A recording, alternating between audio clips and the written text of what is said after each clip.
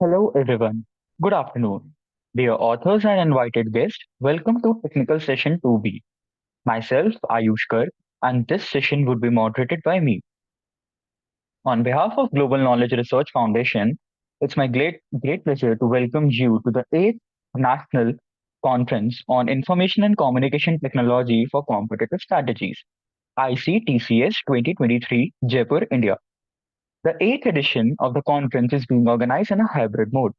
The physical event is organized today in Jaipur, India, and the virtual event is being held through Zoom today and tomorrow, that is 8th and 9th December 2023. I hope you will enjoy the knowledgeable and interactive session through the day. In this session, we have 10 presentations. Each presenter will be given 8 minutes for the presentation and 2 minutes for the question and answer. On the 7th minute, I will raise a gentle reminder. There is another request to all the participants that you all stay connected with us with a closing remark. If you have any query or update, then you can write it to me in the chat box. Just before we start the session, I would like to introduce you all to the chair of this session.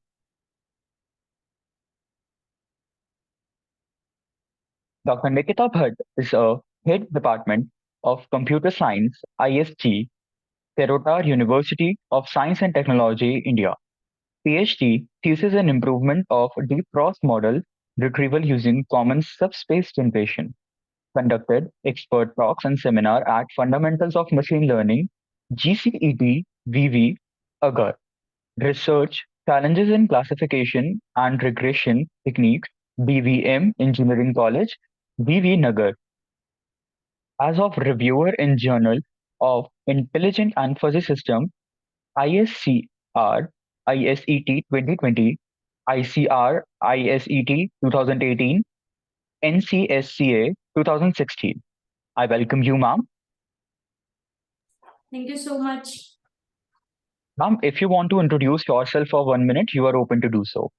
No. You have given a nice introduction. So now we can directly start with the presentation. Okay, ma'am. Moving towards the first paper, I would like to call Sri Lakshmi MS to present her paper on a graph-based strategy for intrusion detection in connected vehicle. You may please start your presentation. Thank you. Am I audible? Yes, you are. Shall I present? Yes.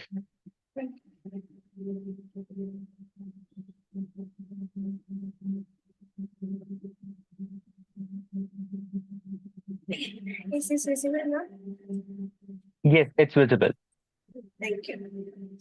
So, good morning all. Myself, Sri Lakshmi MS, Research Scholar, Department of Computer Science, University of Kerala. So, first of all, I would like to thank the conference team for this opportunity. Here, I would like to present one of my research work, a graph-based strategy for intrusion detection in connected vehicles. This is my presentation outline. So it includes introduction, background, related works, methodology, research and discussion, conclusion, and references. So on to the introduction. We all know autonomous vehicles are self-driving cars nowadays potentially revolutionize our life. So in these autonomous vehicles, there are several electronic control units that are enabling driving without any direct human involvement. So these ECUs are communicating with each other using some communication protocols like CAN, LIN, FlexRate, MOST, and Ethernet. So among them, the controller area network's CAN bus is primary and which is used primarily for these communications. So the security threats in CAN networks are increasing along with the rapid growth in the number of connected nodes. So in this work, we are mainly concentrating on developing a mathematical model from graph-based features for intrusion detection in CAN bus. In the background phase, I would like to give some introduction about the CAN bus and its potential threats. So, CAN bus is originally developed by Robert Bosch in 1980s, and a standard CAN bus frame consists of the following fields like start of frame, its identifier, control field, data field, CRC, acknowledgement, and end of field. Moving to the threat model, so the CAN does not have any strict encryption and authentication mechanism, so there are chances of insertion attacks in the in-vehicle networks. So these attacks are mainly possible through some remote access points like Bluetooth, Wi-Fi, GPS, and also using some physical access points like UBD200 USB ports. Some common attacks like DOS, fuzzy, spoofing, and replay are illustrated here. So, related works. In this part, I have included some related works related to deep learning, machine learning, and graph-based works for intrusion detection in campus. Okay, moving to the methodology part. In this study, we suggested a graph-based intrusion detection method for control area network bus. So it proceeds in the following stages, like first of all, generating a graph from the wrong campus messages, and then extracting the features from those graph and develop a mathematical intrusion detection. For generating the canvas graph, initially we combined the application ID and payload field together, which is called a new node group ID, and this group ID is used as a node in the graph structures. So the graph construction algorithm is given here. So initially in our work, we have developed this algorithm for constructing the CAN tags. So after constructing these graphs, we have extracted some features which is used to build a lightweight model for intrusion detection that can from those features. So features like degree mean, degree variance, and the new feature we have obtained. So first, for calculating the degree variance, first we have calculated the degree mean using the equation 1. Then following that, the degree variance, which is using the equation 2, that's nothing, the square root of difference between degree of each node and its degree. So after calculating the degree variance, we have further examined the generated feature and come up with a relation for intrusion detection. That's nothing, the equation 3, that is mean difference on, that is the difference of degree variance and normal degree mean. That normal degree mean is nothing, mean of degrees of normal class. So after our analysis, it's concluded that thresholding the value mean difference one can classify attacks of 5 classes with better differences.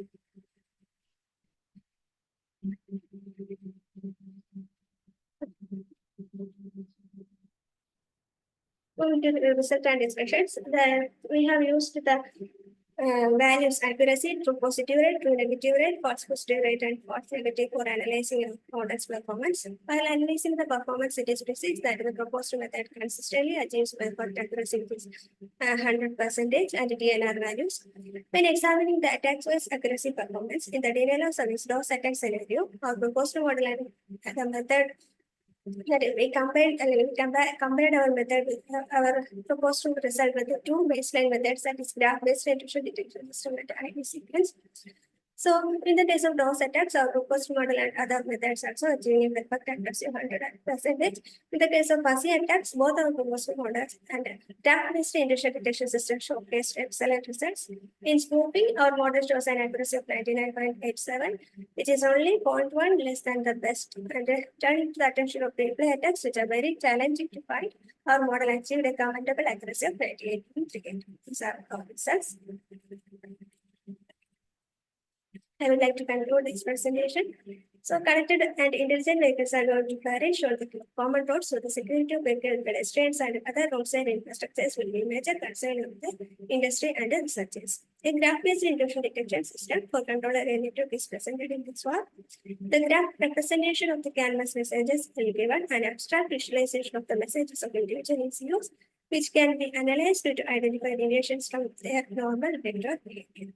A set of relevant graph parameters is extracted from the message graph, and a simple mathematical relation is involved for generalizing the pattern of intrusions. The experimental results show that the suggested model is accurate across all attack classifications.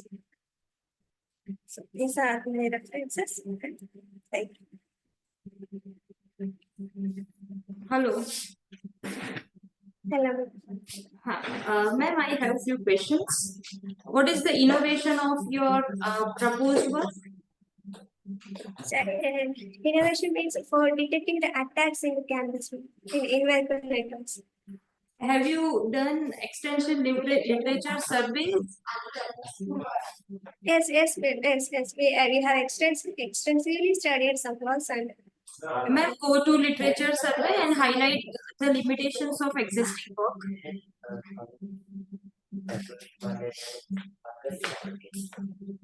Sorry, ma'am, the limitations are not included in this slide, but I can explain it. And then the most of the literature works, they have used the arbitration ID field and the data field alone for detecting the attacks. But in our cases, we combined those features, ID and data together for getting the advantages of those things for detecting these intrusions. That's the main part in our work. And also, we are using the graph-based features. The graph-based features lightweight intrusion detection. It has some advantages like in the case of time, performance, etc. Okay, another question is, in your experiment, you have fixed up some threshold. Yes, yes, yes. So what are the different methods available to fix up the threshold, and which method you have chosen for the selection of threshold? So remember that So included in this. your result depends on the threshold. Yes, yes, yes. Yeah, so you must be clear how you have fixed up the threshold. Okay, I will go to this one. Thank you. Okay, tell me on which data set you have performed the experiment? Data set can attack, defense, and challenge. HCRL data set. What is the size of the data set? It includes almost 8 lakh. Sorry? So, a size of data sets, it includes more than 8 lakh can trace messages. More than 8 lakh images. No.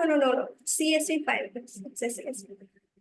So Can, number of instances are more than 8 lakh. yes. Okay, what are the different features of that data set? Data set, it's scan-based data fields like arbitration ID, data. That CSV file is converted in graph-based format, because your input you have mentioned is a graph representation. Yes. And you are saying that your data is having CSV file. Yes. Initially, we converted that is CSV to a graph. CSV to? Graph structure. So how that CSV file can be converted into graph? So, For that, you must identify the relationship. yes. So how you have identified the relationship? We have analyzed these in different features relationships, different graph features relationships. Okay, so what are the different features and how to identify the relationship between different features? Different features like degree of graph, its degree variance, in degree, out degree, eigenvector, like that. It depends on the features that we have. Do you Yes. have a sample of different features available? No. Because in order to represent the features, relationship between the features, and in order to represent those features in graph format, we must have the relationship establishment between the features, and based on that we can form the graph representation. And if we give CSV directly as input to our model and graph as input to our model, what is the difference? So in our graph, we constructed the graph using the ID and the data field we combined together, and that combined feature is used as a graph flow.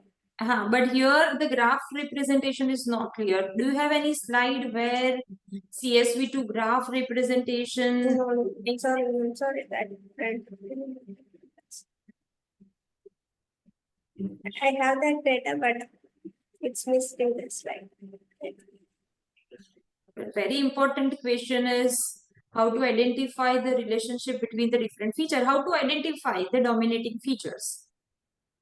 We have identified the features using the histogram analysis.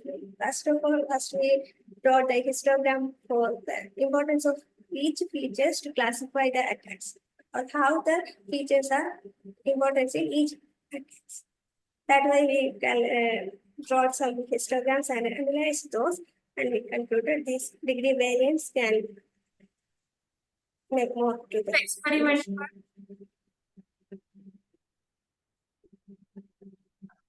That's also missing in slide. Sorry. Experiment. Result discussion.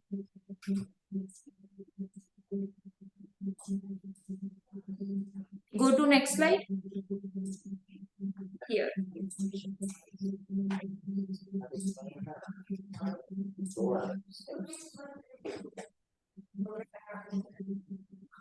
Okay. tell me one reason where your proposed system giving 100% accuracy than other method.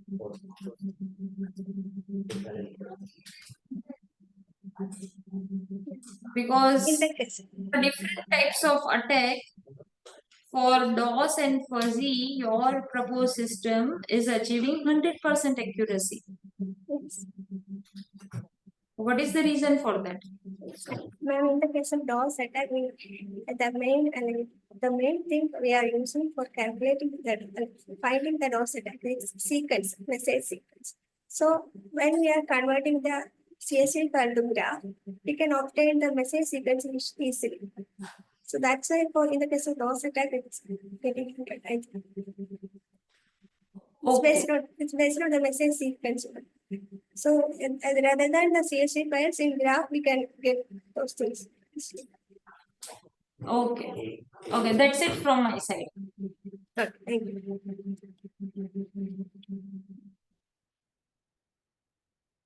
Moving forward to the next presentation, now I would like to call Reena Lenka to present her paper on challenges of building a virtual team.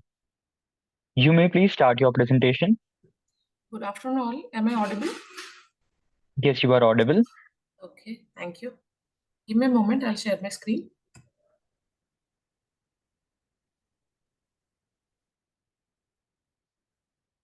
Is the screen visible? Yes, ma'am. Okay, fine. So, good afternoon all. My presentation is on challenges of building a virtual team, and authors are myself, Dr. Reena, and Dr. Ankita Bhatia. And we are from Symbiosis Institute of Management Studies, Pune. So this study is all about how to build a virtual team because during COVID, it was a requirement, but after post-COVID also, many companies, they are stressing on building a virtual team because there are certain things which are actually helping in building a virtual team. So it's a virtual team is not a kind of a slow process, it's a continuous process, it's an ongoing process where remote teams are brought together with different skill sets, where people having different skill set, they come together and it creates a kind of a bond with teammates as well. And in this, communication is very much important, and it also helps to give a kind of a similar office environment. So here, in this case, trust and transparency of the teammates as well as the leader is very, very important.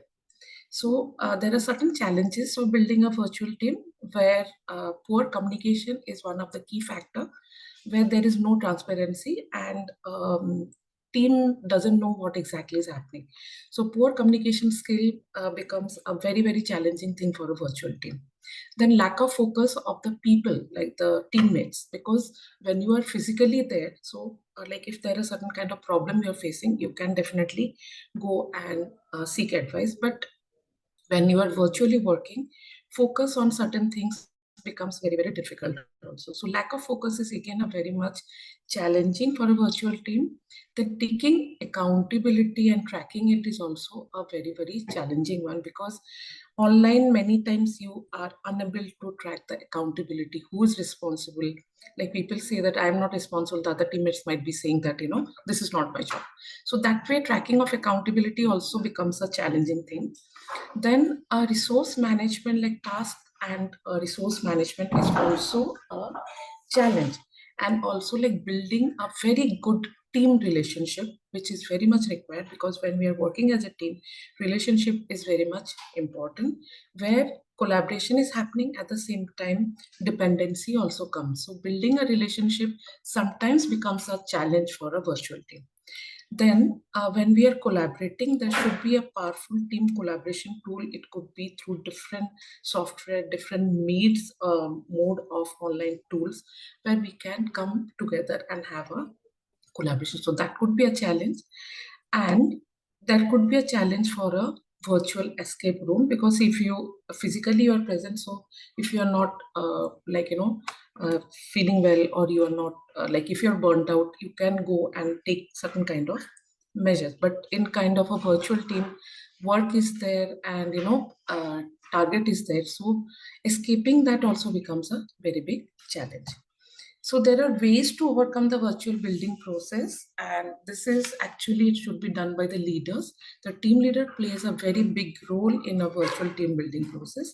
In this, daily team monitoring is very much important, because when you're monitoring it, so then you know the progress of what your teammates are doing and the team member is doing. Increase communication on maybe on daily basis or on on alternate basis, like keeping a track of what the team are doing, the kind of things what they're doing. We can keep a track. So if there is an increased communication, if the team member is not is facing certain kind of problem, the leader can help them and overcome the problem. Maybe we can take help of some other people also to overcome the problem. So this kind of communication, that I am there if there is a problem, helps a lot in the virtual building process. Then the team should be technologically smart. Many team members are not technologically smart, so they face a lot of problem online, for this virtual building. But yeah, like if you're giving them certain kind of training, they can become technological smart, and it becomes a very easygoing process. Then there should be a fixed meeting timings where all members come together, and any kind of problem or any kind of things what we are doing, we can discuss and we can understand where the team is going and what is the kind of work we are doing. Then if a person is like, we can manage hope through, the leaders can do that. If a person is not becoming confident enough in doing, or is facing certain kind of problem, certain kind of hope that yes, you can do it, that kind of motivation has to be given by the leaders. Then the focus should be on result, not on day-to-day things, like in physical, what we do is we give a target, you have to do this. So this should be only on the result, not on day-to-day basis what we are doing. Then the manager should be emotionally intelligent. They should be understanding the problems of the people. They should be much more empathetic. So this way we can overcome the virtual building process challenges. Then there are certain examples of virtual team. There is a network team where team come together and network together, and they exchange knowledge, and this becomes a very good thing for a virtual team. Then parallel teams went for a project, two or three team are working together. Then the output becomes much more better. Then there could be a product development team where different products are given to the team members, and they are pro in that thing, so they go for that product development. Service teams, they take care of the service related issues. Then management team, definitely like the higher authorities, they are the ones who would be taking care of the entire virtual team process, the day-to-day activities, as well as what the team is doing and what is the target and what they're achieving. An action team is when there is any kind of problem, this team come into the focus, and they are giving you certain kind of solution. So the objective behind this was to understand the main challenges in forming a virtual team, to discuss the contribution of management in building a perfect virtual team, because nowadays the world has widened. Like, we are not concentrating only on one kind of Apologize business. for the interruption, Yeah. but kindly conclude your session as we have only 1 minute Definitely. remaining. Yes. And this is for to provide solution for the challenges faced in forming a perfect virtual team. So this is a proposed model which, based on Yashodharan and Patel 2021, I have proposed this, where there are three things: challenges are there, solution and result are there. In challenges are the different communication styles of the managers and the team. Improper delegation becomes a big challenge, where the leader wants to do everything on his own. Then there could be a delayed response from the team members, and disoriented team when the team is not actually getting the challenge, or they are not understanding what to do and they have lost interest. Then the solution could be this unique virtual team building model, where open communication has to be there become between the leaders and the other teammates. Latest online technologies should be taught to the team members. Trust of the employees is very important. Proper delegation is important, and mixing work with pleasure, where they should be giving certain time where they can also relax. Result would be your improved communication, increased employee motivation, increased trust, increased employee engagement, and increased performance. So I conclude by saying that this model is very kind of a thing where in today's world it is very much required, because So many talents are there, so many skill sets are there. If we are only concentrating on one place, it becomes very difficult. But if you're collaborating and bringing different teams from different part of the world, the organization can do better, and learning becomes much more better, and the organization becomes much more competitive also, and we can get.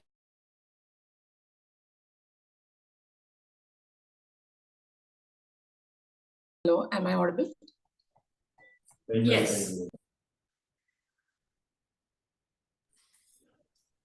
Ma'am, have you performed an experiment? Ma'am, this experiment thing is I have experimented in my organization. So it was actually giving me good result. So it was. Have you listed the experiment? Sorry, ma'am, I didn't get you. Is there any result slide? Research slide, that is in my paper, ma'am, not here. So this I've just given the proposed model. So is there any result slide in your presentation? Result slide, ma'am, this is the model where I had given this result, and this I had implemented in my institute with a small thing. So this has come out well. Do you have the result and the comparison of your result with existing work? Yes, ma'am. The review literature, I haven't put it in the slide, ma'am. Literature review, but have you compared your result with the existing result? Ma'am, actually, in my organization, 2 or 3 branches, we have tried this, and this has come out well. So that was that, but I haven't put that in the slide. Okay. That's it from my side. Okay, ma'am. Thank you so much.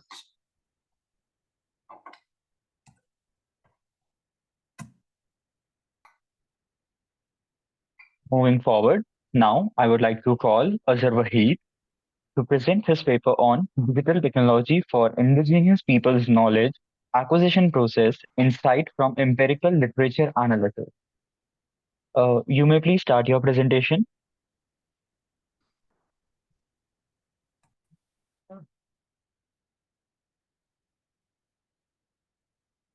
Mr. Azhar, moving forward with the presentation, I would like to call Ram Babu Buri to present his paper on evolutionary pattern in modern era, cloud-based healthcare technologies. You may please start your presentation. Good afternoon, sir. I am audible, sir. Yes, you are. Okay.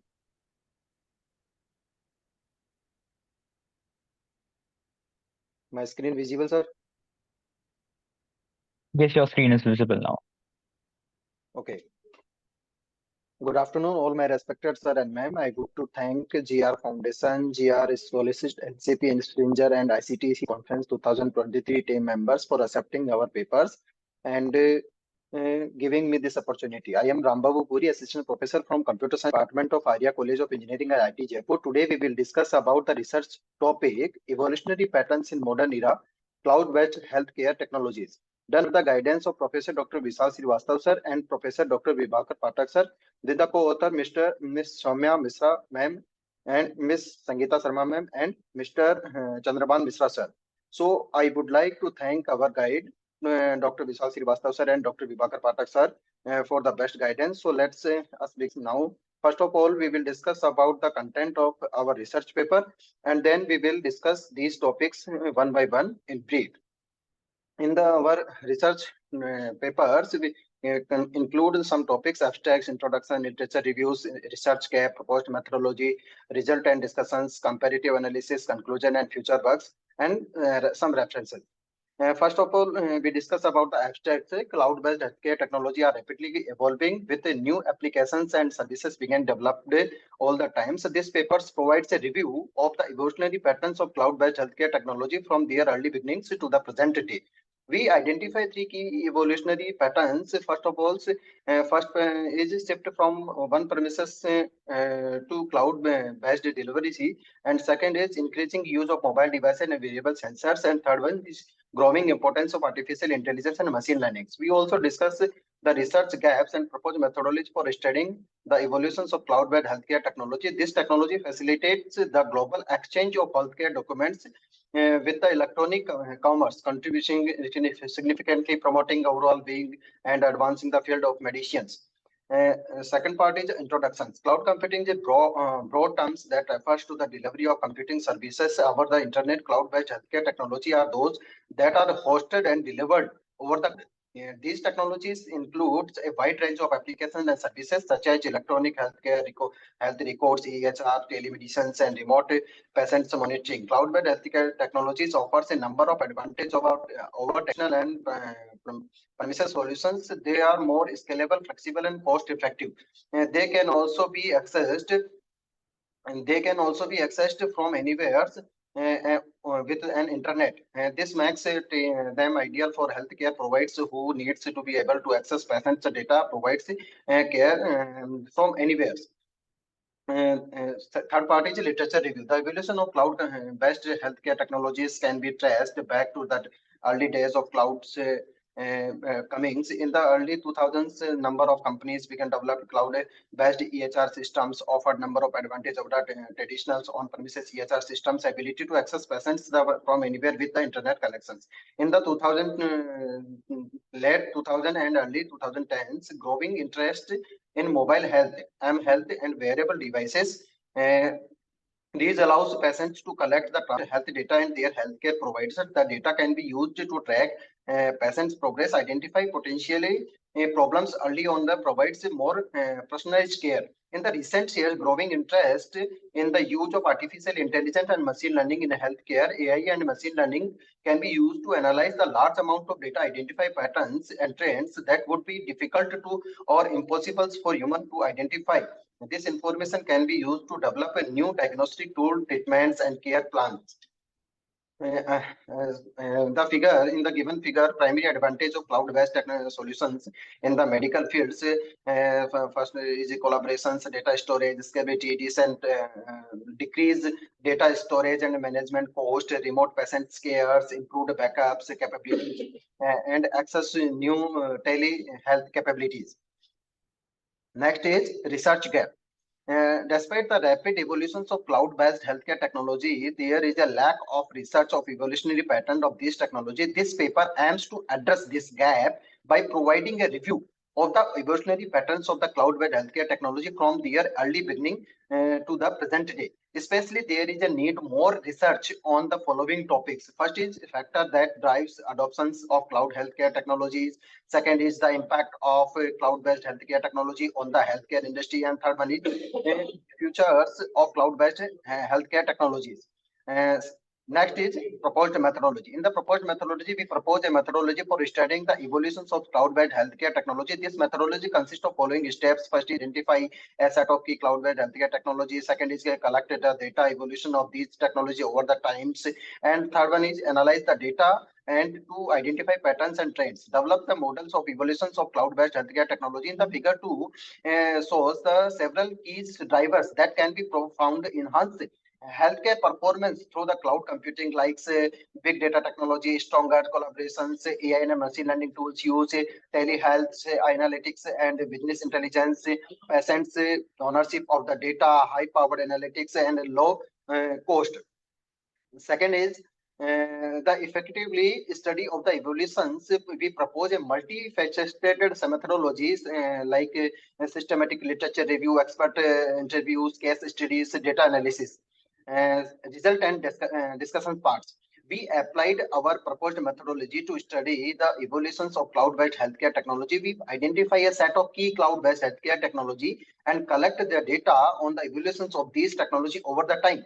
We analyzed the data to identify patterns on the trends. We found that there are three key evolutionary points: shift from one premises cloud-based delivery, increasing use of mobile devices and wearable sensors devices using the IoT devices, growing importance in artificial intelligence and machine learning.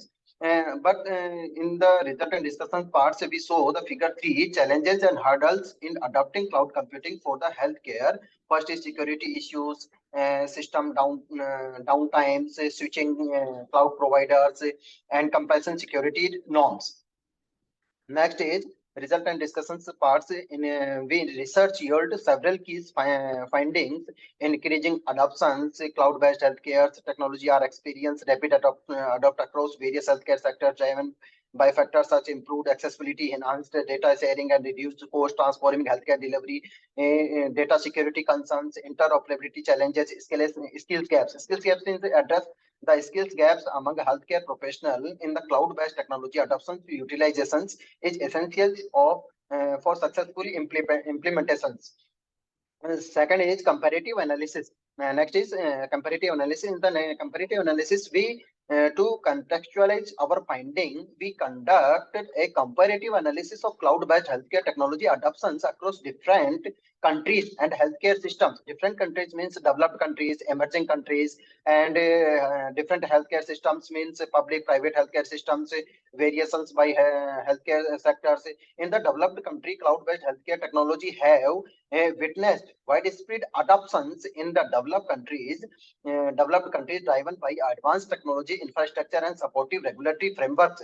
In the emerging countries, adoption rates in emerging countries are increased, but challenges related to the internet connectivity, data privacy, regulations, and healthcare workforce capacity remains. Public versus private healthcare systems in the cloud adoptions is more prevalent in private healthcare setting due to greater financial resource and flexibility in technological integration as comparison public sector. Variations by healthcare sectors adoptions pattern vary across different healthcare sectors, with telemedicine gaining tractions in primary care and cloud-based electronic health records dominating hospital settings. In the comparative analysis, some difference of different parameter based on different parameters, traditional systems and cloud-based systems. If you need to doctor appointment in the traditional systems, we going to hospital and we register the our registration form and the appointment. And in the cloud-based systems, we need online appointment. Data record in the traditional system save in local PC and local PC memory at the hospitals, and the in the cloud-based systems, data all data records on cloud storage. Access data. Another parameter is access data. In the traditional systems, only access in hospital, all data, and in the cloud-based systems, access anywhere through the using internet. Discussions with doctor in case of emergency in the traditional systems at the last point of in the hospital, and the by in the emergency case of cloud-based systems by video conferencing, we discuss with the doctor. Data classifications in the traditional systems, 1% different data classifications by using the human resources or physical files related to documents, and the cloud-based systems, we classify the data in 1% and more than 1% by using machine learning and AI technologies. Next part is conclusion and future work. In conclusion, we have identified three key evolutionary patterns in cloud-based healthcare technology. First is shift from one-premises cloud-based delivery, encouraging using mobile devices, variable sensors, growing importance, artificial intelligence, and machine learning. We believe that these patterns will continue to shape the evolutions of cloud-based healthcare technology in the future. In the future work, we plan to develop more comprehensive model of evolution of cloud-based healthcare technology. We also plan to study the impact of these evolutionary patterns on the healthcare industry. Future research should be focused on long-term impact assessment, emerging technology, long-term impact assessments in the evaluating the long-term impact cloud-based healthcare technology on patients' outcome, on cost effectiveness, healthcare workforce dynamics, and the emerging technologies like investing the integrations of emerging technologies such as artificial intelligence, blockchain technology for the patient tracking systems, Internet of Things, IoT, and machine learning, and any other technology for the future work. So in the given slides, some references are given in our PPT for the and remaining in the paper. Thank you. Thank you, sir. Thank you, ma'am. Sir, what are the statistical properties of the data set on which you have performed the experiment? Ma'am, this paper is a review paper because under the which the sectors has to be taken forward by involving new technology beyond the traditional system being used in the healthcare sectors. For this further research is being done for the any statistical data reports. Okay, so from the literature survey, what are your findings? Yes, some just a minute.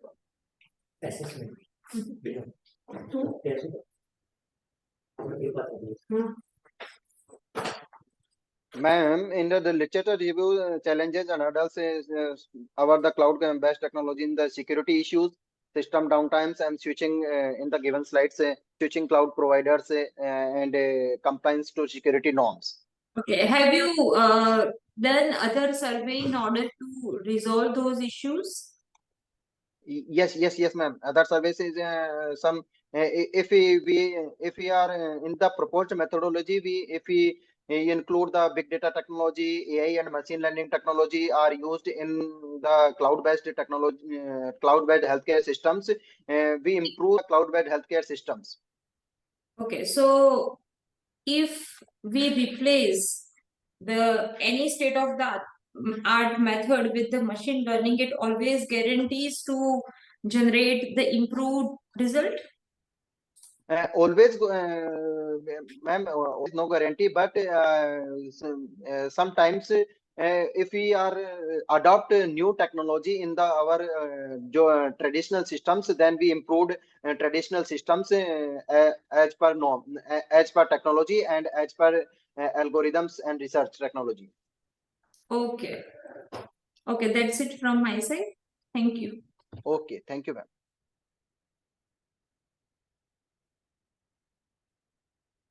Thank you, all of you.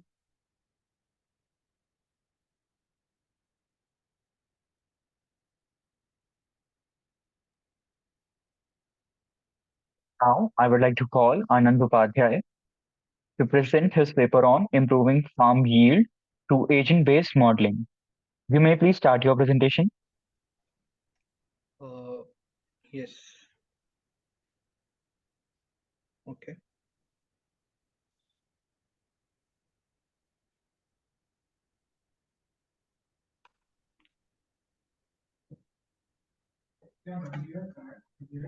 Oh, sorry. So, greetings everyone. I am Anand Upadhyay and I am going to present on the topic improving farming yield through agent-based modeling. So, I will be elaborating on these topics. So, agent-based modeling is a computational modeling that simulates the behavior of complex systems by the implementation of the behavior of individual agents and their interaction with other agents and environments. So, so there are two main components of ABM for agents and environments.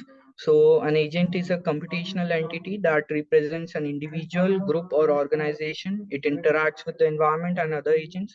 An environment is like a surrounding where the agents will interact with each other.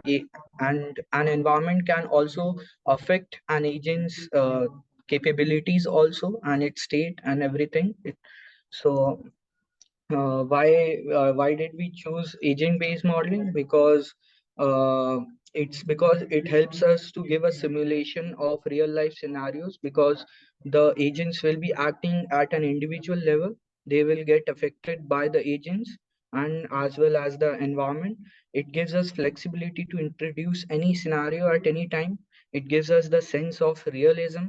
It provides us with the ability to experiment for different scenarios and we can represent it on screen with an animated simulation. So there were papers our team took to study to build a base for our model and to understand more about agent based modeling. It provided us with the information we needed to understand how to pick an agent and how to design an environment and overall how things will work. So the first one was Biram et al. It was an ABM LCA 8 sustainable farming decision in mixed crop livestock systems. So the the limitations were the generalizability of the model. It only depended on it only uh, it was it only dependent on Luxembourg. So there was Lopez Jimenez et al. It was about ABM that helped optimize smart farming, aiding in overcoming agricultural challenges. The paper praises ABM's complexity but ignores the trade-offs with accuracy and efficiency. And the Langley et al. Was it taught us about how the irrigation methods will work, but it only focused on irrigation systems in China. So the methodology was that first we will identify the agents. So we identified farmer as an agent, the plant as an agent. We identified insects as an agent. So these were the main three agents we introduced, and in later on we also tried to introduce labors in it, so that it will give us some sense of realism that a farmer cannot alone work at a farm field. So we designed the environment, the farm, and we defined the agent behavior. Set all the initial parameters. We created a very basic model, then we tried to complexify it more. So the tool we used was NetLogo. It was We chose NetLogo because of ample documentation available, and there were many papers represented on that software through that software. So this is the basic flow chart of our model. There is the setup, the farmer will plow field and everything. We can check the harvest, how the insects will multiply and get killed and all, how it will fight how the plant will fight the disease. So our results were that in this we can see that effects of fertilizer. We have introduced fertilizers in it. So if you can see there, we have put 0 as fertilizer quantity, and we can see the yield. It is 4,664 kgs. Now in this area you can see that we have introduced fertilizer quantity as 300, and the yield has increased. So we have also added a parameter of soil fertility. So soil fertility also matters. So there is a soil fertility where you can see the yield is 4,100 kgs, and in low soil fertility you can see the yield is less. So we calculated the yield as a function of the plant health to incorporate the damage done by the insects and diseases. If the plant is in full health, the yield will be maximum. It is calculated in kilograms on average. One crop has a yield of 20 grams. So the conclusion was that our aim of the project was to develop a generic model so that a farmer or any other user can input various parameters and see what is the outcome of their inputs, and they can work on that how they can improve their yield, like playing with numbers and all. So we made our model to produce multiple scenarios in which we can, in a situation, can improve the farmer's productivity. Like if you can see in fertilizer, we have also introduced one thing that there is a limit of how much amount of fertilizer you can add in the farm field, because if you put too much fertilizer, it becomes a poison for the plants, so they will get killed. So there's a threshold for that too. After that, if someone is going above the fertilizer threshold, then the yield will be less. That is the main thing. So this is the conclusion. These are the references we have took, and thank you for Okay. Sir, have you checked your result with existing work? Actually, ma'am, this was a generic model, so we are trying to do that. We will do it by doing it on a real farm field. We are trying to do that. Okay, because in research world, whatever model we are proposing, and if Yes. we are not comparing with the existing work, then that research is having not much impact. No one is going to use it because we have to compare, and by comparing, we have to prove that our model or our proposed work is performing better than the existing work. Yes, ma'am, we will do it. Actually, Yes. we tried to introduce one thing that we studied various research papers, but there was nothing about a generalized way of creating this type of environment. Like a farmer cannot input so many details like how much fertilizer it can use, and it can produce it can also tell us the income of the farmer, how much the profit it will make, how much the cost it will take to produce that kind of yield. And so that it gives the farmer a sense of understanding that how much yield he can produce, and will he or she can be in profit or not. Okay. Now, one more question. During the small experiment you have performed, right? You have discussed the experiment. Which Yes. model or which algorithm you have used for the prediction? Actually, we made it from the base. There's no algorithm. We took formulas from various research papers that they have done, and we tried to combine it all in this model. Go to result part. Okay. Huh, Which, here. yeah, So, how you are getting this result? How you are getting the graph? the graph.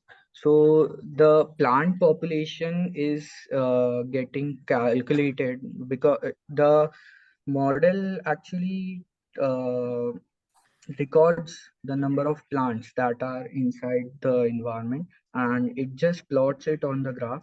And if you can see the insects, there is a health criteria for the insect. There is a population criteria for the insects. If certain threshold of insects that let's say we have put a 20 threshold, like you can see injects pesticides when, so you can see that we have put a threshold of 10, that if there are more than 10 insects on the field, we will just put pesticides on the field and it will kill all the insects. Then after some time, the insects will come back and start eating the uh, plants again, and they will grow and they will die back when we will uh, introduce pesticides in the field. Okay, that's it from my side. Okay.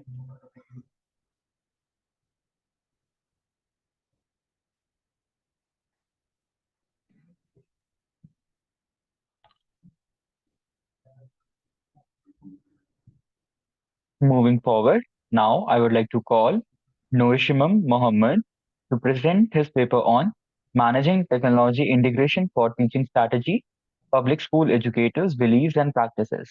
You may please start your presentation.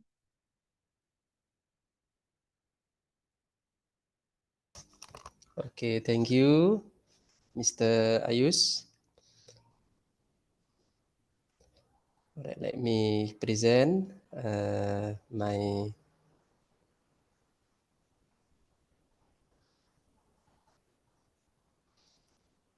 yes. Anybody can see my slide presentation? Yes, your screen is visible. Okay, thank you, Mr. All right. First of all, I would like to thank to the organizer, Mr. and Madam, for allowing me to present the paper titled Managing Technology Integration for Teaching Strategy, Public School Educators' Beliefs and Practices. Me as Miftahul Huda, Norisha Muhammad, and also Azmir Hashim as the authors of this paper. The introduction. In recent years, the education stakeholders ministry, especially, and practitioners have elaborated the launch of the teaching model of 21st century learning. Such launching aims to provide the proper adaptation on education processes to achieve the quality in line with the objective and goal. At this point, there are four main features. The main achievement goal of this study. The first is how the strategic planning on managing technology integration to help curriculum material content. The second one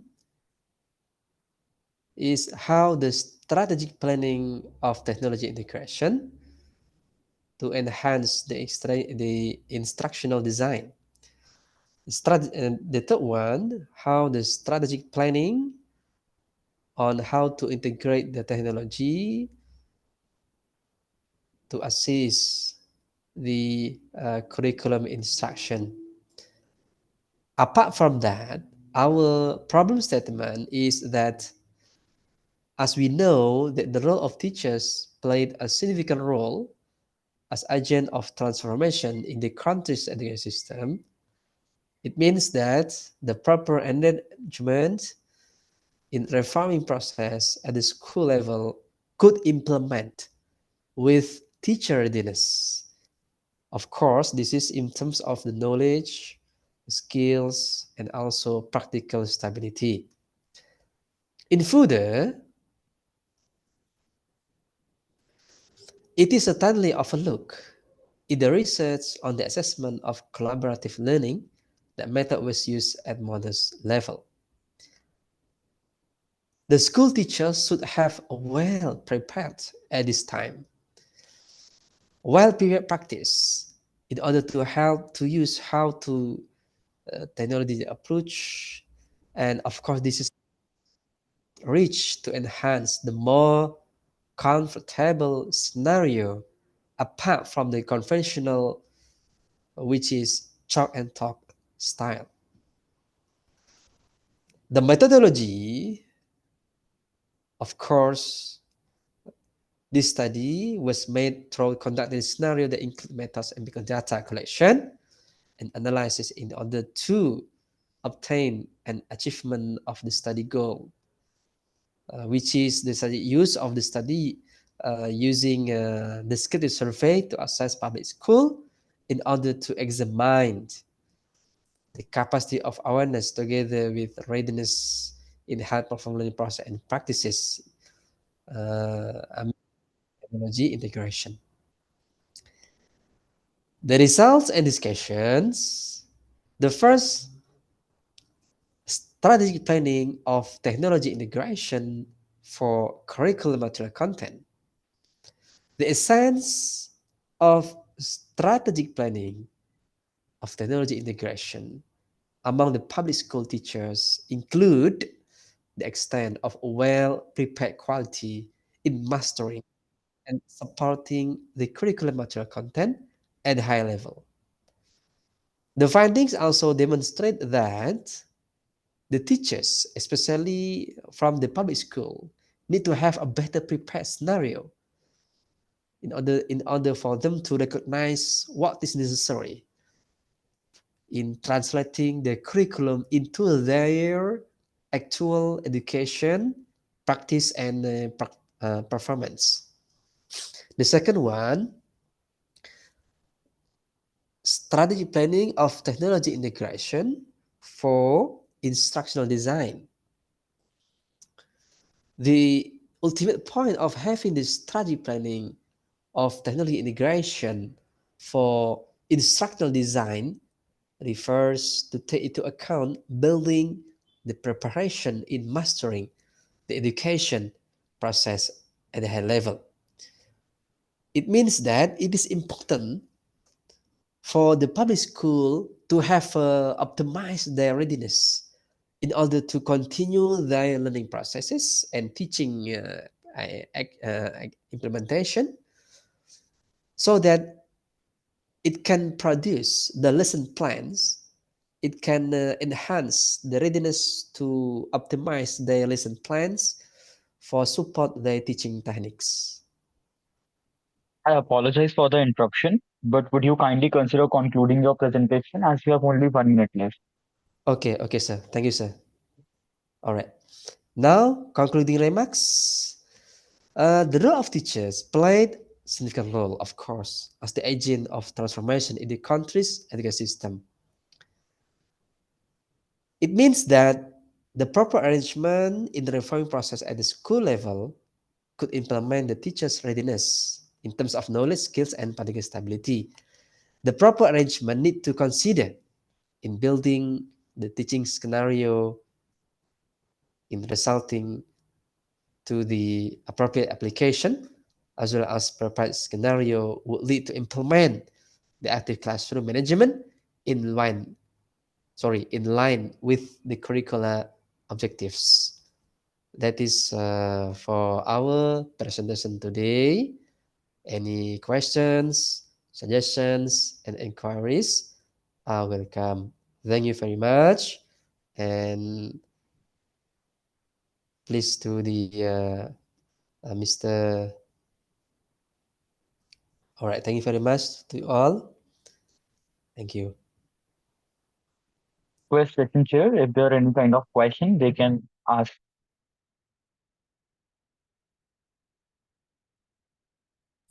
Sir, hello. Yes, miss, please. What are the challenges of the existing work?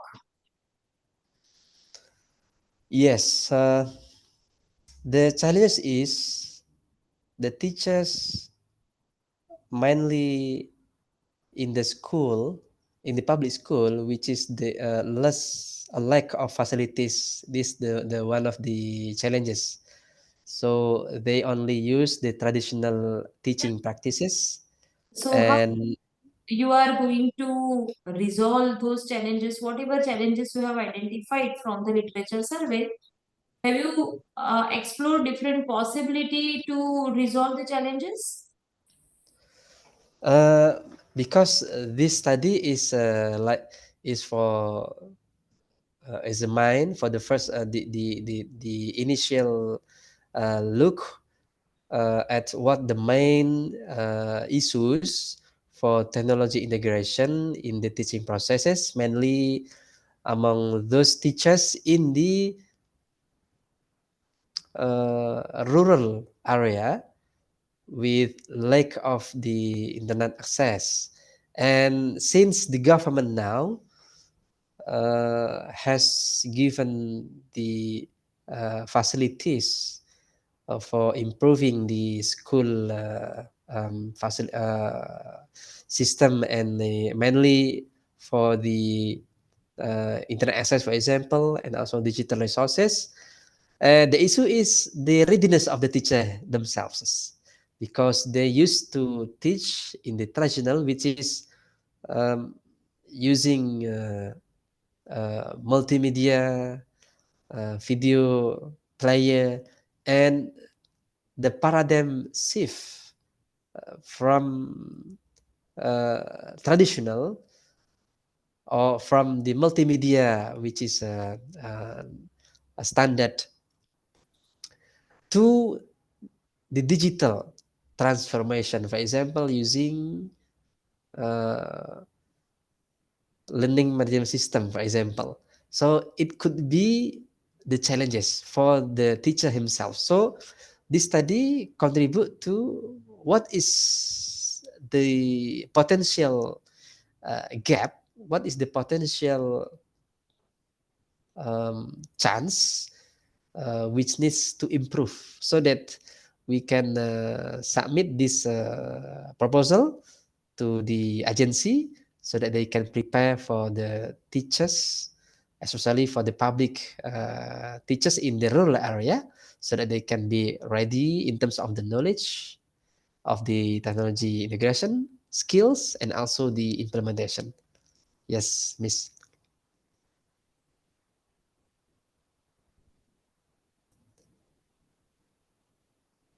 Okay, that's it from my side. Thank you. Yes, yes. Thank you, Miss. And thank you, Mr. Ayush Gak. Okay, thank you so much. All right. Welcome. Yes.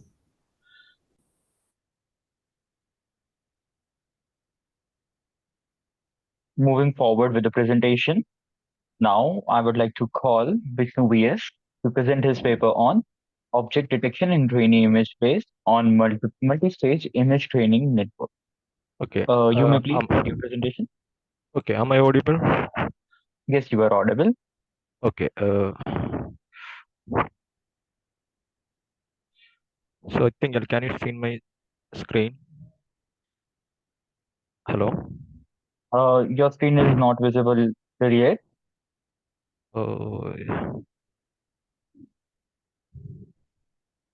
Okay. Can you? Yes, now it's visible. Okay. So I'm Vishnu VS. I'm doing master's degree in University of Kerala. Our presentation is titled Object Detection in Rainy Images based on multi-stage training network. This presentation includes introduction, literature review, proposed work, result analysis, conclusion, and references. So as we all know, object detection is the task of detecting objects in a given image or video. So most of the existing autonomous driving vehicles are using cameras and deep learning techniques for detecting objects in the environment. But these detection mechanisms achieve promising results under clean rain weather conditions. So if it is a rainy weather condition, these systems may fail, and it may it may lead to insignificant detections in the critical objects in the environment. So there is an issue that causes by rain, and this can be addressed by using an image deraining algorithm. So as a common weather condition, rain can be avoided. So it not only impacts the human visual perception, but also it affects the computer vision systems such as video surveillance, object detections, and tracking in autonomous driving vehicles, etc.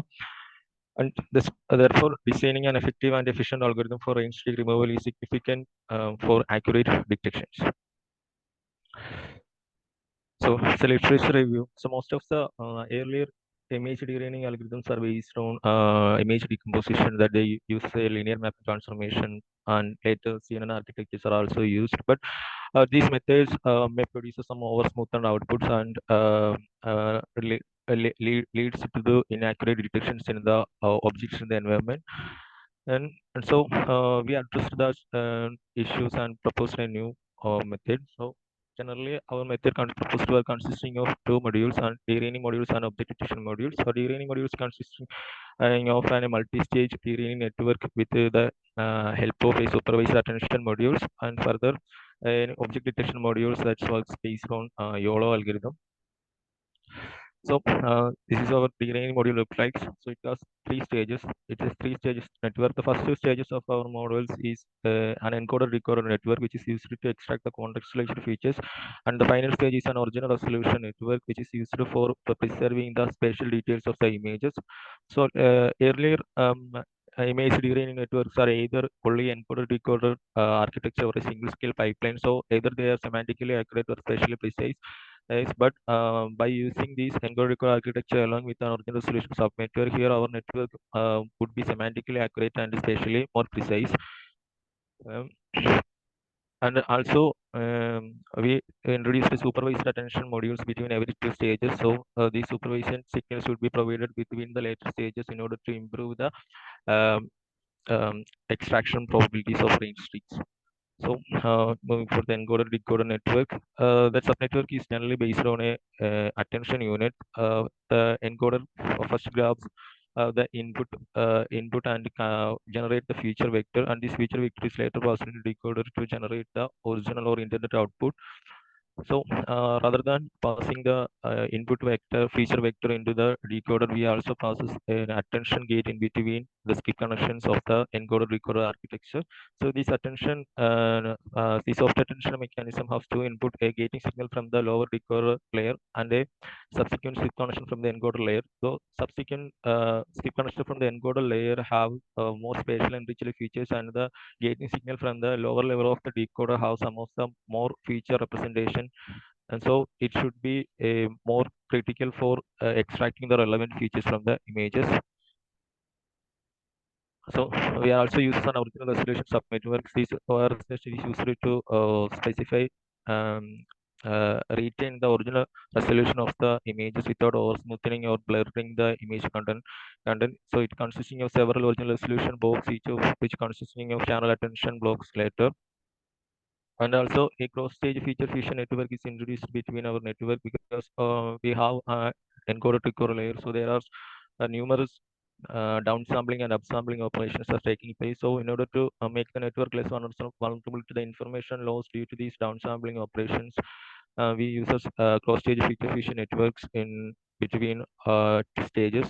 And finally, we use the supervised attention modules. These supervised attention modules provides ground truth supervisory signals to progressively restore the image at each stages with the help of Excuse me, supervised. sir. Hello. Yes, in your proposed system, have you done any modification and any deep learning model that you have used? Yes, definitely. We are using this image deraining network. Okay. What are the advantages of this network with other existing deep learning based networks? I will tell that. So most of the existing deep learning networks are either uses a single scale pipeline or an encoder decoder architecture. It's a single scale structure, but we uses multi scale. So we progressively restore images at each stages, and it should be able to keep the more semantic and semantic features, and the output generator should be more spatially precise. So it holds all the resolution of the input images to the output. Okay, what is the space complexity if we use this network? Sorry, I didn't get that, ma'am. What do you mean by space complexity? Actually, at every stage you are restoring the images, so which exponentially increases the space requirement. How you are going to deal with it? Space requirement, ma'am, training resources is that you're asking.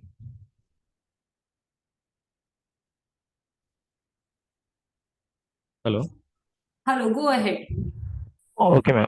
So our network is trained on NVIDIA V100 GPUs, and it should be trained over around 48 hours.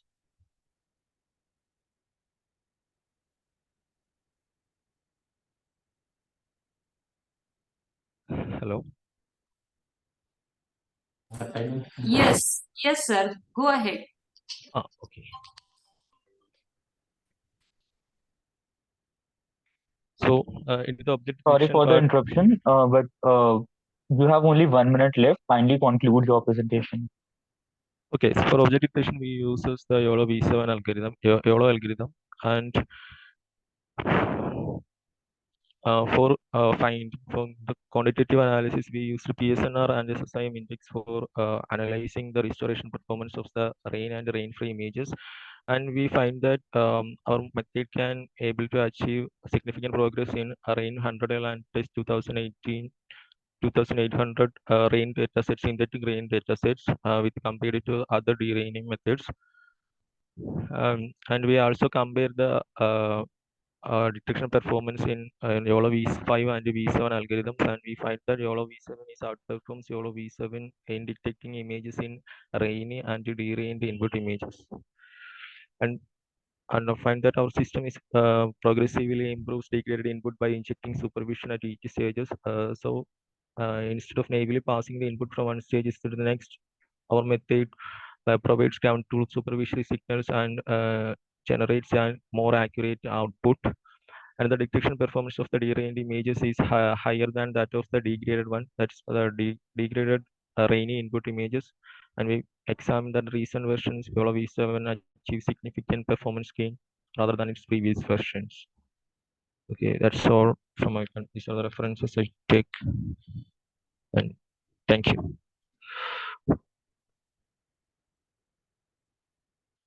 Hello.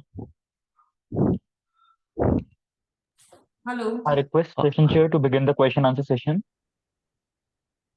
Okay, have you performed the comparison of the experiment? Yes, ma'am. We perform the comparative analysis with other deraining mechanisms. What is the statistical what is the size of your data set? So around 30,700 an image, ma'am, because we didn't have so much rainy and corresponding derained images, and we only have a synthetic data set. Where you have performed the experiment? So the performance, the entire model is trained in AWS for 8x large instances, and the further these detection mechanism are also used in T4 TPU in our department, ma'am. Okay. Okay, give me one reason why your proposed system for all the data sets are achieving better performance in comparison with other models that you have listed in the comparative analysis. Okay, ma'am. We introduced a soft attention gate in between the SIG connections of the encoder-decoder layer, so that we can extract the more features than compared to other methods deraining methods available out there. So these attention gates should be able to extract more of the contextual features, and that's why it shows higher performance in those datasets. Okay, that's it from my side. Okay, ma'am. Thank you.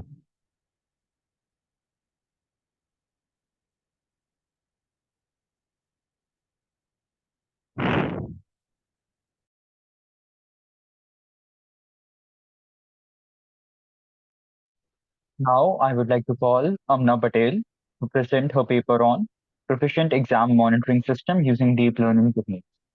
You may Good please start afternoon. your presentation. Yes, ma'am. Can I share my screen? Yes, you can.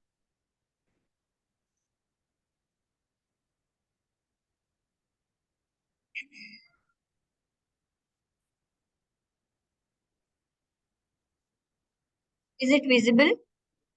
Yes, it's visible. Okay. So good afternoon, everyone. My name is Amna Patel, and I am delighted to be here to present our paper, Proficient Exam Monitoring System Using Deep Learning Techniques, identified by paper ID 122. Alongside me, this research represents the collaborative efforts of my esteemed colleagues, Ms. Priya Parkhi, Mr. Dhruvraj Solanki, Mr. Himesh Ganwani, and Mr. Manav Anandani. From the Department of Computer Science and Engineering of Sri Ramdev Baba College of Engineering. So let's navigate our presentation. This will be our roadmap for today's presentation. In our introduction and literature survey, we dive into the global surge in online courses and the challenges that it presents, particularly in maintaining the test validity. We have seen that more and more students are learning remotely, especially when they are taking MOOC courses.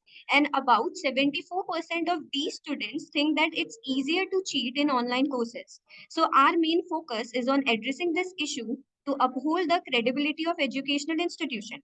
The literature survey underscores the effectiveness of online proctoring as well as highlighting key elements such as authentication technology, machine learning for cheating detection, and automated proctoring. Additionally, we have explored how the application of machine learning and computer vision can enhance the credibility of online system by detecting the irregular behaviors that they do while taking the examination. So let's explore more. Let's take a closer look at our proposed automated online proctoring system. Here we have integrated advanced features like face detection, face recognition, and even spoofing detection. Using your webcam, our system keeps a watchful eye on activities during the online exam. It will analyze the data from your facial images to eye movement and as well as your screen activity. So you can see that there's a working flow chart of our model in the screen. Let me tell you more about it. First comes the user verification. The user verification is used for real-time images, and these real-time images are compared with the saved images in our database for exam taker authentication. Then we perform continuous monitoring. By the system monitors the test taker and the exam environment, employing various features like face recognition, head position estimation, eye tracking, unwanted object detection, and many others. After the continuous monitoring is done, we have a alert generation module. If any suspicious activity is detected, so our system properly generates an alert. And if that alert increments and if the number of alert reaches a certain threshold that we have set, then the exam is terminated automatically. And at the end, once the exam conclude, a comprehensive report of the test taker behavior is generated. So if the examinee asks us question regarding of his behavior, we will be able to answer it. So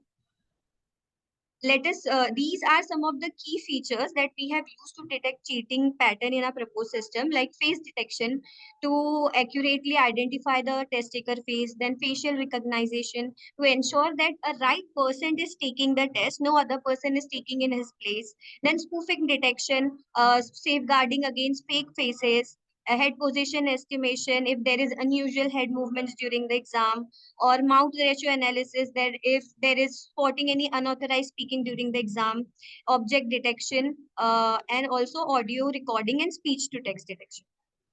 This was our methodology. Uh, According to the resultant discussion in our paper, we have done comparison between three models for object detection, that is RCNN, region-based convolutional neural network, SSD, single shot multi-box detector, and YOLO, you only look once. But after performing all the comparison, we came to a conclusion that YOLO is known for its real-time processing, and it strikes a balance between speed and accuracy, and that's why we have used YOLO in our proposed method for object detection. These are some another tools that we have utilized in our system for mention on the screen. CAFE, the CAFE model stands for Convolutional Architecture for Fast Feature Embedding. It's like a face detective. It is super good at finding faces quickly, no matter what is their size or what they are looking at. And then we have utilized HAR Cascade. It is another face finder. It can spot the faces even if they are small or they are turned weird or even if they are hidden. And it's very fast and give accurate results to us. We have implemented it using libraries and frameworks, including OpenSea. Then another thing that we have used is DLib. DLib is a kind of facial expert. It spots the important points on your face, like where is your eyes, where is your nose, and another stuff on your face. And it also can identify your feelings or make sure that your face is in the right place. Lastly, we have speech to text. Google speech to text API. It is kind of a listener. Everything that we say, it convert them into words super accurately. We have used it to generate a report that I have mentioned in my flowchart. To conclude, our online proctoring system is a crucial response to the challenging of cheating in online exams. It is developed on a strong foundation. It aims to enhance the integrity of remote assessment, ensuring fairness. With careful planning and ongoing evaluation, it has potential to revolutionize online exam, bringing reliability and integrity to the forefront. Thank you. That's it from my side, and we are open to questions. And these are our references that we have used.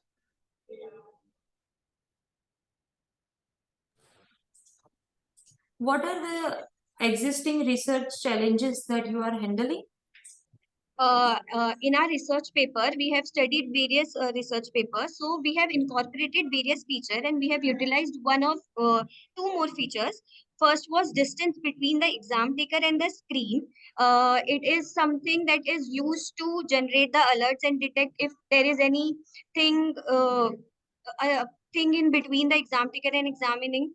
And then we have also done report generation, which was not mentioned in any of the research paper, where we will be able to give answer to the examinee if he asks, like, I have not performed this cheating behavior. We can give that report to them. And then we also have done plagiarism check. And in our research paper, we have also provided comparison between YOLO, RCNN, and SSD, and why we have utilized YOLO for object detection. Okay, so those are the pre-trained models. What is your contribution? We have compared those pre-trained model on our data set that we acquired, and we have combined various models, and at the end we have generated a very well system that would be able to perform the integration work of examination. So whatever existing models are available, you are going to integrate it. You are going to combine it in order to Yes. improve the performance. Yes, but we have there are 75 layers that we have implemented in YOLO. Another people might have different kind of layers, and we have also performed activation function like leaky relu and linear function to enhance its accuracy. How any activation function can be helpful in order to improve the performance?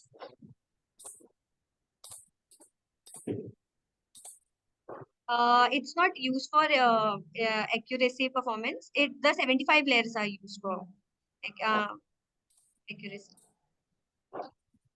Okay, that's it from my side. Thank you, ma'am.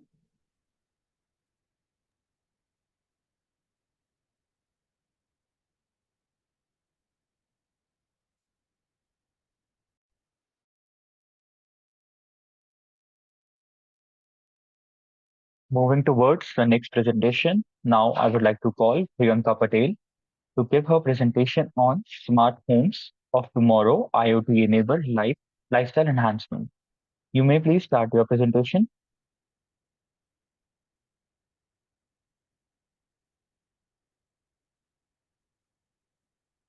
Priyanka Patel.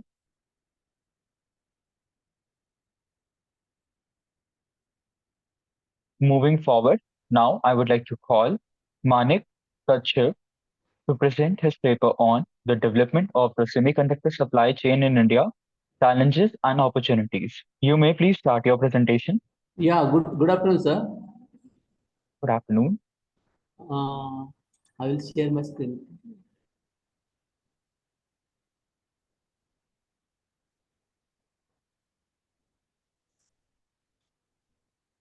Sir,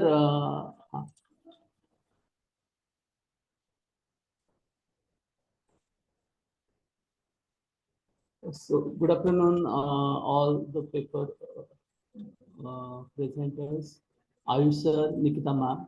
I'm Dr. Manik Sononi here to present my paper, the development of semiconductor supply chain in India, challenges and opportunities for the ICTCS 2023. My colleagues are Dr. Sanjay Pawar, Dr. Jaymala Patil, and Mr. Vikas Patil. So my outline of today's presentation is India's semiconductor potential, challenges and opportunities, challenges and solutions, investing in innovation, research and development for India's semiconductor future, India current manufacturing scenario for semiconductors, policy recommendations, government initiatives to foster semiconductor growth, and conclusion. So semiconductor is a material whose conductivity lies between conductor and insulator, and many countries have taken initiative for developing of this semiconductor and manufacturing, like United States, Germany, South Korea, Taiwan, and China also. But when we see in the corona pandemic that supply chain was disturbed, and it was affected lots of manufacturing, automobile and all the industries due to the lack of the semiconductors. So to self-sufficient in the semiconductor manufacturing, what are the challenges and opportunities we are going to see in my presentation. So semiconductor industry is a cornerstone of modern technological advancement. India want to become a big giant in this and self-sufficient in the semiconductor supply chain, but there are some limitations on it. And I'm going to see all these details in this today's presentation. So India's semiconductor industry has grown steadily, focusing on the design and software rather than manufacturing. So we are right now, lots of multinational companies are working in India, but they are doing a job of design and software for the chip design and the semiconductor manufacturing. But we are not yet manufacturing any chips in India because it requires a lots of initial heavy investment and lots of technological advancement that we are lacking. So the semiconductor imports, we are importing the semiconductor components from all of the advanced countries, and it is going to making us some reliant on them, and it is going to posing us a trade imbalances and vulnerabilities. We have a national electronics policy for the semiconductor manufacturing, and government is providing some sort of linked incentives. We are going to support that also. I have referred some 5 papers for this. So what is the scenario for these semiconductor manufacturing supply chains, and I have reviewed them. So challenges and solutions. Infrastructure development is crucial for a robust semiconductor supply chain, because in the semiconductor supply chain, from the starting from the scratch, raw material, lots of heavy power infrastructure, the cleaning room infrastructure, and the design infrastructure, lots of investment is required. So we require lots of heavy investment and for to building a robust semiconductor supply chain. India faces challenges in clean rooms, advanced fabrication facilities, and reliable power supply. Nowadays, only Taiwan and China have such facilities. Also, US is not also US and Germany have closed their fabrication plants, and they have shifted to the China. But due to the corona pandemic, it is observed that the reliance on the countries like China is a major problem to the world.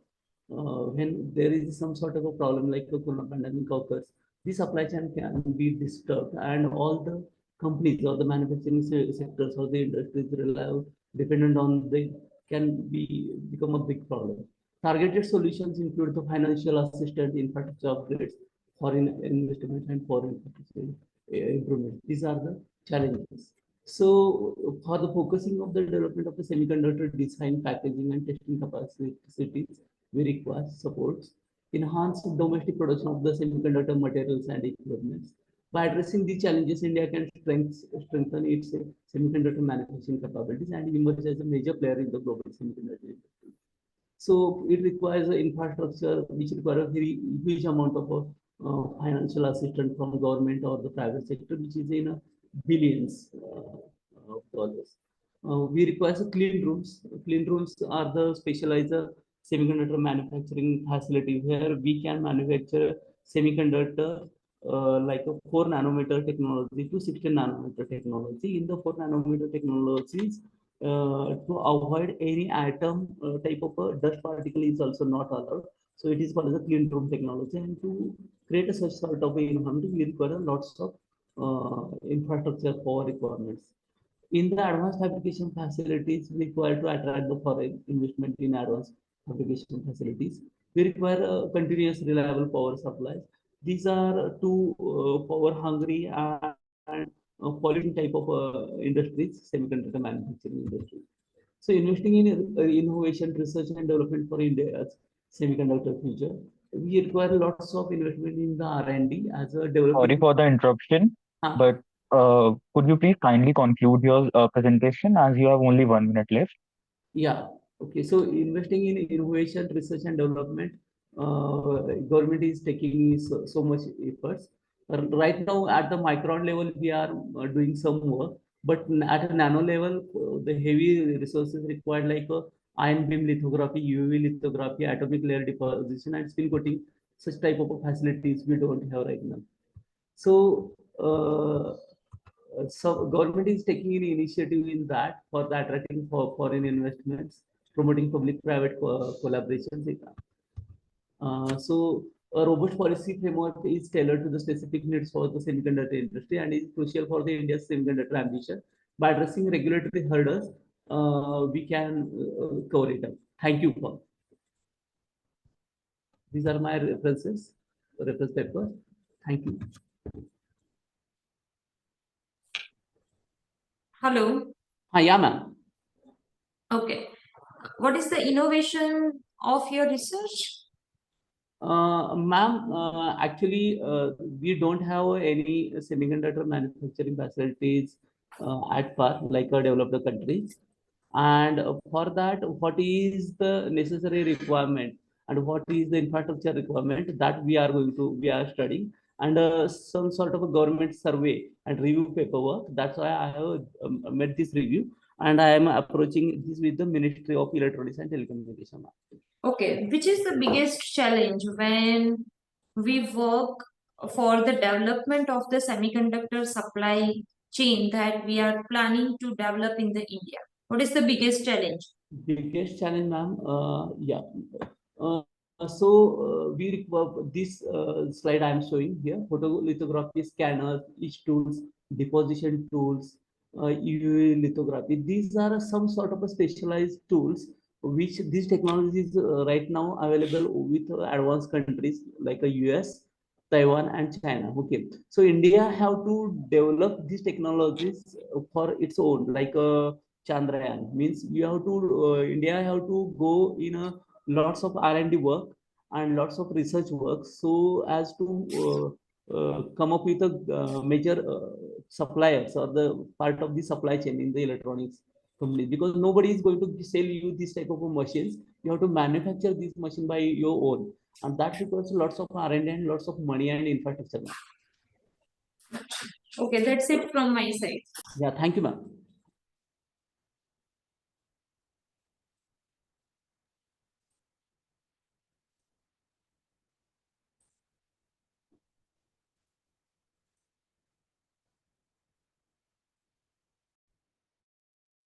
Moving forward toward the last presentation, now I would like to call Diana Pavlova to present her paper on human factors and use of the surgical guide in dentistry, real practice example. You may please start your presentation. Yes, I can start. Thank you. I will share my screen and I will start. Okay. Hello to everyone.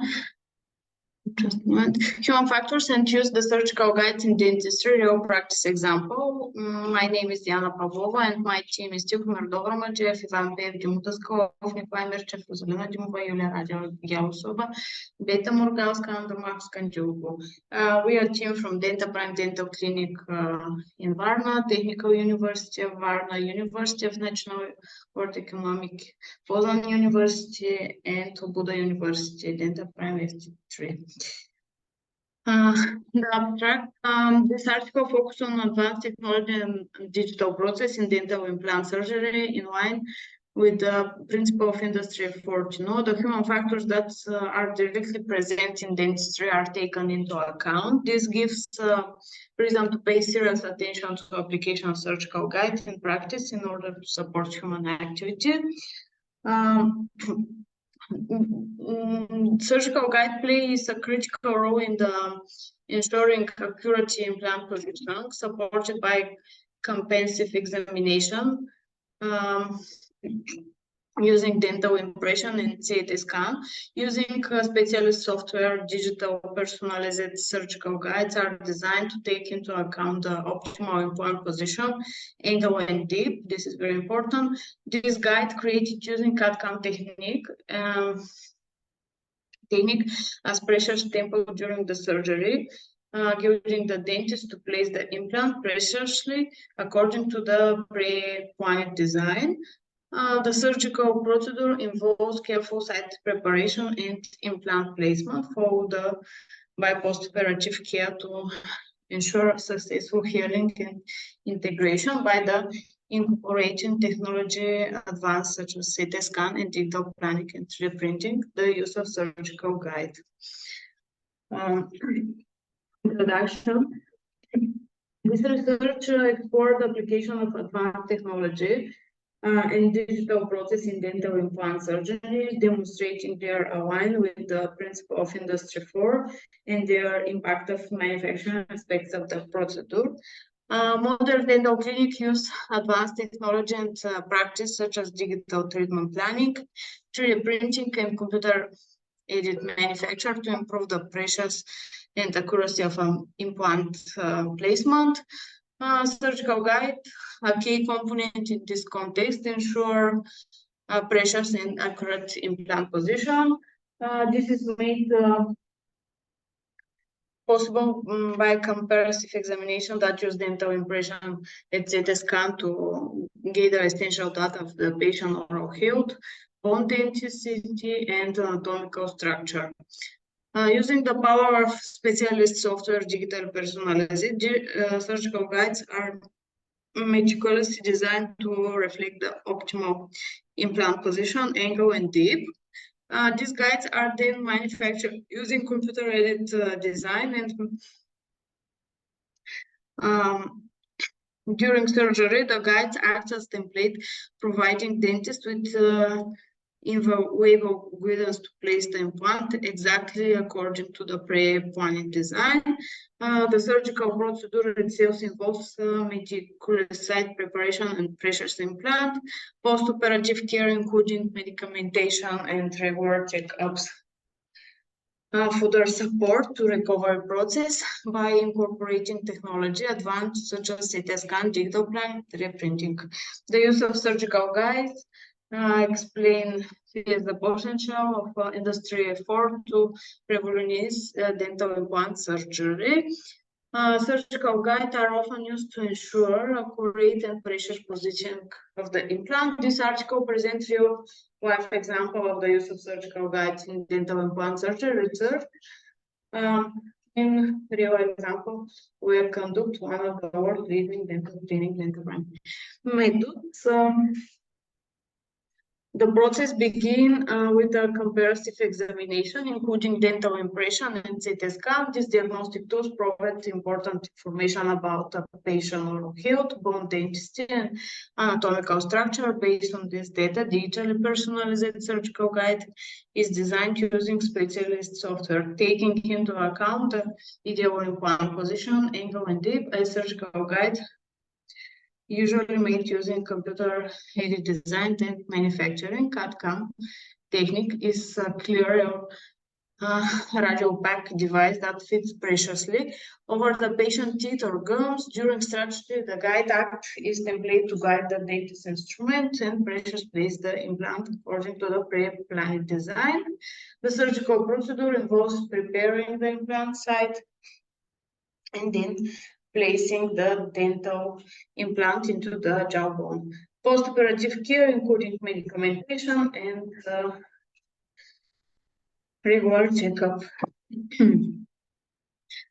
Technology realization is first is digitalization, second is design, third is positioning, manufacturing. Sorry for the interruption, but please conclude your presentation as you have only 1 minute left. Okay. And just one physical real-made 3D dental models. Technical realization, figure 1 is show digital impression of the internal situation of the upper jaw with attach, and ABCD picture show different step of the situation. Figure 2 is design of the individual parts of the maxilla surgical guide, design of the surgical guide of lower jaw, positioning primary parts, positioning of surgical guide in 3D printing control, positioning the secondary part of the guide host the implant placement, manufacturing, 3D printing process with single parameters, and CNC manufacturer PMA milling process, and physically real-made 3D dental models. Components, 2 parts of surgical guide with fixed and complete immediate prosthesis made of PMA material after fixed titanium superstructure of implant. Result medical digitalization process, including digital impression and CT scans. The into anatomical condition of the operant wardrobe were captured with the pressures employing soft tissue software, subsequent digital tooth extraction facility, the determination of optimal implant position. The result physical realized 3D models examination, the successful translation of digital design into legal surgical guides and median construction foster and bridge between the virtual and physical real. This conclusion, the result of the research explored the intersection of the advanced technology, human factors, and additive manufacturing in the context of Industry 4. The systematic approach began with a comparative study that included dental impression and CT scan. This data served as the basis of design and creation of digital personalized surgical using specialist software. The research involved meticulous planning, the optimal implant position, angle and dip, taking into account individual patient characteristic, using state-of-the-art additive manufacturing, including 3D printing and CNC milling. The team successfully transformed the digital design into physical guides. They are carried out of series of costing and manufacture process to ensure pressures align and ensure guidelines. Acknowledgement is Erasmus Ergonomics and Human Factors Regional Education Network, Bulgarian Association of Ergonomics and Human Factors, and Dental Prime Dental Clinic. Some reference, and thank you for your attention.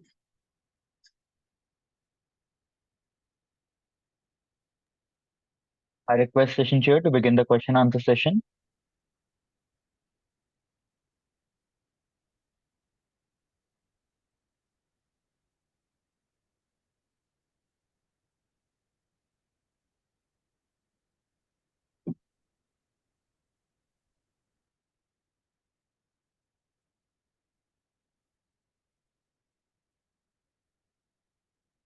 Moving forward. Thank you, Diana, for your presentation.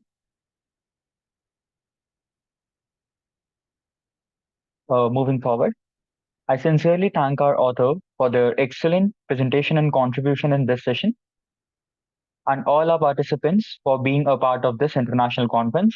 I hope this session was informative enough. On behalf of the whole team, I thank you for the support during the 8th version and the previous 7th version of the conference. We will be happy to have you in the 9th version in 2024.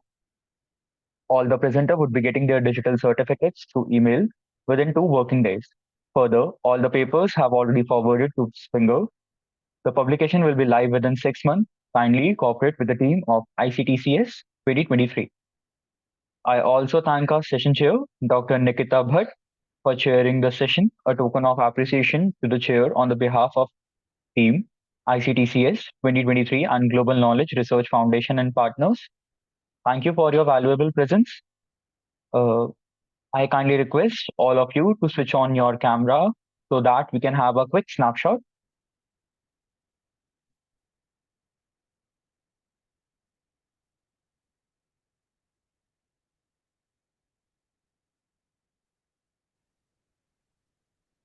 Thank you so much for your valuable time. Stay safe. Take care. Thank you.